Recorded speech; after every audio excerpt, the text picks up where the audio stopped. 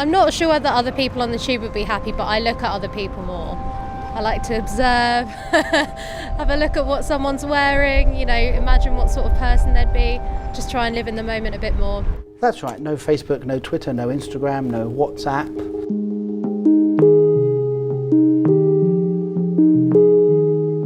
What triggered it was a breakup. I think when something like that happens, you need to just let someone die a social media death and just remove them from your life. And then I realised that actually they weren't that useful to me anyway, so I just went the whole hog and didn't bother using them ever again. The point about social media is the addictiveness. Nobody really wants to spend hours and hours every day updating their status and seeing what other people think about them. Nobody consciously wants to do that, but those behaviours are themselves addictive behaviours. Once you're trapped in that loop, it's very hard to break out. It's not that we want to go back to some idyllic past, an Eden before the machines existed. It's that we need to take control of these machines and use them for their proper ends.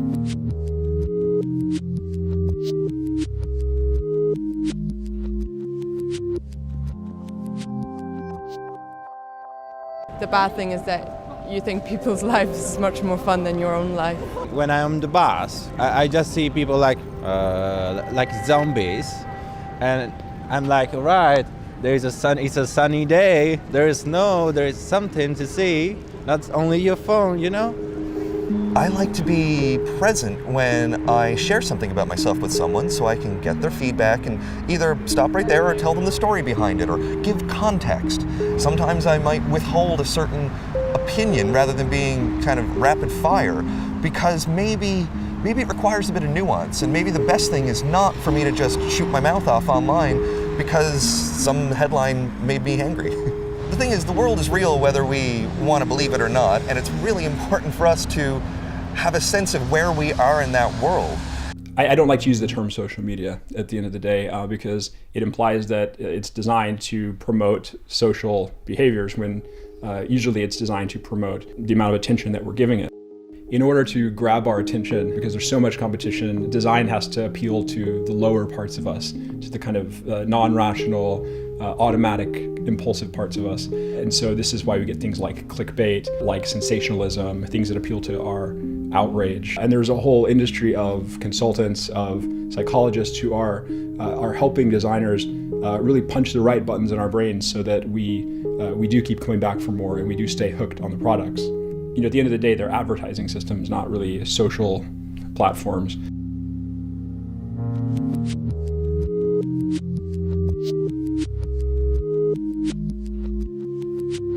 Some of them take social media breaks quite a lot anyway, so it's not like I'm doing something that's particularly divergent, but they think it's a good thing. I think they realise. We all realise that we look at memes too much, we use Instagram too much.